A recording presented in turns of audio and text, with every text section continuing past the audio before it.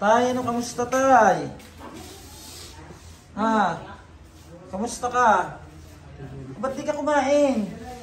Kainin mo yung pagkain mo, tay. Tay, kumain kayo. Hindi pwedeng hindi nakain. Bangon muna kayo, bangon. Huwag kayong kumain na kaiga. May mga singsing to ha. Saan galing mga singsing nito? Saan galing mga singsing mo? Tunay ba yan? Ha? Nakuha mo yun nung umalis kayo, no? No, nakuha nyo yun, no? Ang dumi naman ang kuko mo. Hindi ka nag-nail cutter na naman. Si tatay naman. Kainin nyo to. Bigyan mo sa kanya pagkain. Hindi pwede hindi kumain. Kain tay, kain. Ba't naman may bukol si tatay ngayon? Lutong ba ka ba, tay? Yung sa gala niya yan. Oh, laki ng bukol. Huwag na kayo umalis, tay. Puro kasi kayo gala. Tingnan niya yung ulo nyo. Oh, kabukol kayo, kakagala nyo kasi. Nag-ano kayo sa kalsada, ha? Uy, ano, matulog ka na. Saan ba yun pupunta pa? Tulogin mo na yan. Pakainin. Papasukin mo na yan sa loob. Tay, kain niyo. Ubusin niyo yan. Pagkain niyo. Sige na, tay. Huwag ka dito, ano, doon ka sa kabila kasi dito si tatay. Lalaki siya. Doon ka sa babae kasama ni nanay. Kainin mo na yun, tay. Tay, nasan ba ang pamilya mo? Pwede ba namin malaman saan ang pamilya mo? Ha? Tay, asan ba ang mga pamilya mo, tay? May sinasabi ka daw na pamilya mo dito kay Jun na. Ano bang sabi sa Jun ni tatay? Sabi niya, meron siyang pamilya sa Makati, di ba, Sa tay? Makati. Anong pangalan ng tay? Veronica Aliejo. Veronica Aliejo. Ayan, panawagan natin si Ma'am Veronica Aliejo na matagpuan kayo dito, makita kayo, ganyan yung kalagayan nyo, na na-rescue namin kayo sa lansangan. Okay na yung kalagayan niya, no? Mataba na siya. Malakas na siya. Malakas siya, kumain na. Tapos mataba na siya, hindi na gaya nung nakuha natin na ang payat. Tay, ubusin niyo yung pagkain. Bawal lang hindi umuubos ng pagkain. Alam nyo, tay, maraming mga tao na nagugutom sa panahon ngayon. Pasalamat tayo, meron tayong pagkain. Hindi pwede yung ganyan na tutulugan nyo lang ang pagkain nyo. Kung hindi pa ako dumating, hindi nyo naman uubusin. Tapos kakagalaan nyo, tingnan, nagkabukol-bukol na kayo sa ulo. Yun daw ang sinasabi niya, may kamag-anak siya na Veronica Aliejo. Veronica Aliejo. Tsaka yung pamangkin niya na si Jocelyn Aliejo, tay, no? Jocelyn Aliejo. Taga Makati. Baka po matulungan nyo kami mga kababayan, ano, ma-trace yung kamag-anak ni tatay, taga Makati daw sila. Oo, kapatid niya yun, si Veronica Aliejo. Ah, kapatid ni tatay. O ano pang na, ano muna kung kwento niya? Pamangkin niya si... Sino pamangkin mo, tay? Lynn Aliejo, pamangkin mo naman. Pamangkin mo yun, di ba, tay?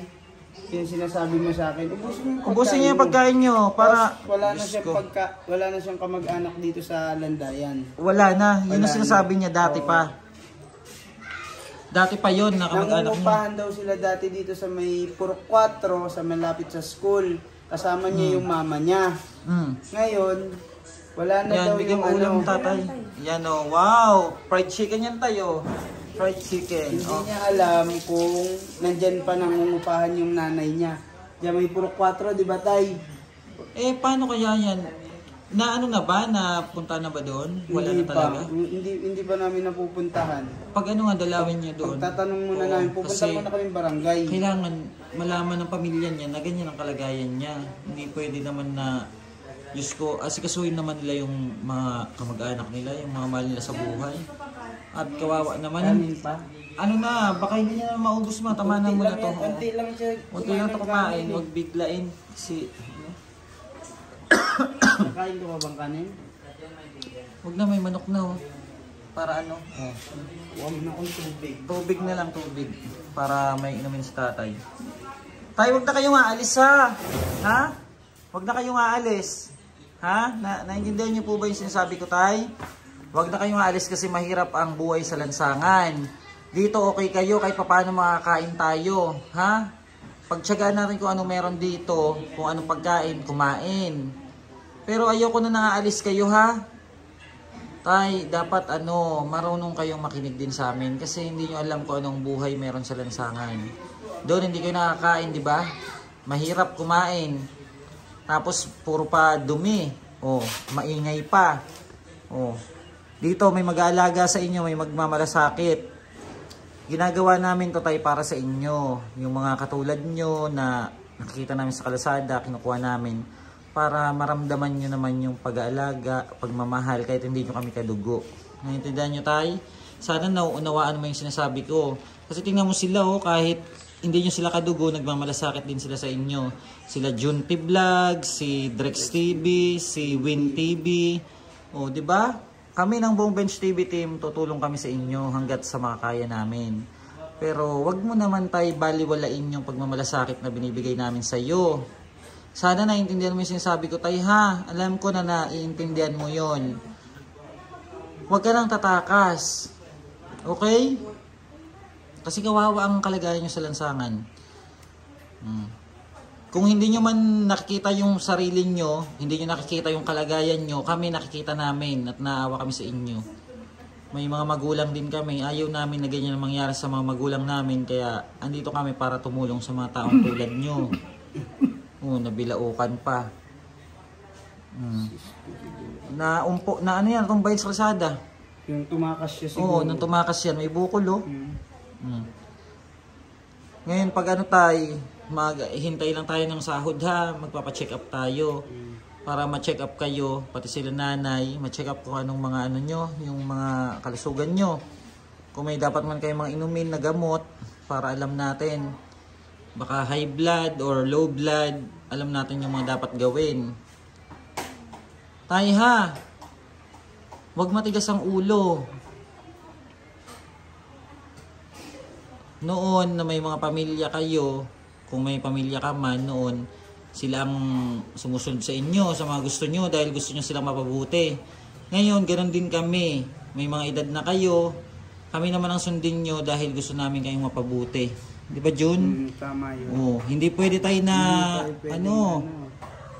yung ginagawa nyo na takas-takas. Pero magaling na siya ngayon, hindi katulad dati. Nakahiga lang siya. Ang payat-payat pa. Tapos kahit pag dumi, hindi na makapunta ng CR. Ngayon, nakakapunta na siya ng CR. Very good. Di na ba? siya sa bowl. Kaya nga. Di ba? Palakasin mo lang yung sarili mo tayo. Tulungan mo rin yung sarili mo. Habang tinutulungan ka namin, tulungan mo rin kami. Oo, tama yun, tay. Tingnan mo, tay, sila tay, alam nyo ba yung mga yan? Hindi yan, wala yan tay sahod. Walang sinusweldo yan. Nagbo-volunteer sila ngayon. Kasi gusto nila mag-vlog, makatulong din. Wala silang sinasahod. Pero ginagawa nila yan para sa inyo. Para may padama nila yung pagmamahal. Sa mga katulad nyo, sa mga nasa lansangan, diba, dapat nga sila yung bigyan ng parangal, yung ng mga tao dahil gumagawa ng kabutihan, di ba? Dapat suportahan niyo po yung mga katulad nitong mga kasama ko dahil hindi po biro ang hirap na dinadanas namin nila sa kalsada kapag may nare-rescue kami. Biruin niyo, papaliguan, kukunin doon na sobrang dumi, puno ng dumi nila, kung ano-ano, anong amoy, di ba? Hayaan mo tay, balang araw tay, marami sa ating susuporta. So, yung mga nanonood sa atin, hindi lang yan, dadami yan at makakagawa pa tayo ng mas malaking pagtulong sa mga katulad nyo. Kaya makipagtulungan ka sa amin tay. Kung ano yung makakabuti, kung ano yung gusto namin para sa inyo na makakabuti sa inyo, yun ang sundin mo. Huwag mo sundin yung sinisigaw ng puso mo na lalabas ka, gagala ka. Hindi pwede tay kasi mapapama kayo sa kalsada. Gusto nyo ba yung ganun? Papalakas ka lang. Papalakas kayo, kakain, matulog. Exercise.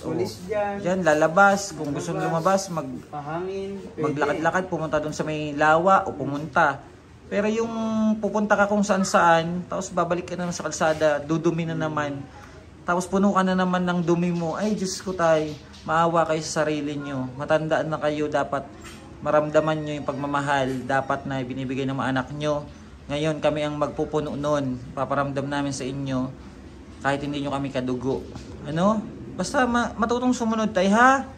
Pag nadudumi, pumunta na ng CR. Pag may pagkain, kainin kasi maraming nagugutom, no? At ayan po yung update natin kay tatay na kamag-anak daw po ni Manny Pacquiao, yun ang sabi niya. At sana po suportahan nyo ang buong Bench TV team. At ito po sila, June T Vlogs, tapos si Win TV, Drex TV. Dito po sila sa Shelter 2. Naka-assign po sila dito sa matatanda. Maraming salamat po and God bless. Thank you so much.